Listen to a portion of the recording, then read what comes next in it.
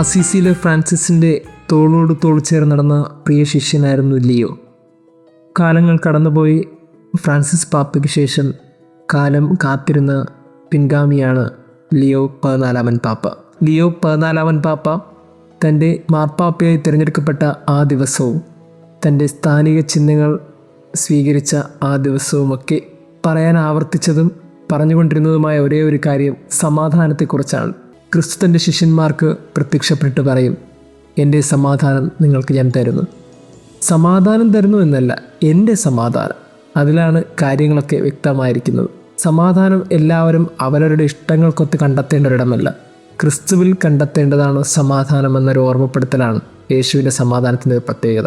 തന്നെ അടിച്ചവനോട് മറുചിടം കാണിച്ചു കൊടുക്കുവാനും തന്നെ വേദനിപ്പിച്ചവനോട് 7 അല്ല 70 പ്രാവശ്യം ക്ഷമിക്കണമെന്നൊക്കെ പറഞ്ഞപ്പോഴും ഉള്ളിൽ അവരോടുള്ള സ്നേഹത്തിൻ്റെയും സമാധാനത്തിൻ്റെയും കഥ ഓർമ്മിപ്പിച്ച ഒരു ക്രിസ്തു ഉണ്ടായിരുന്നു.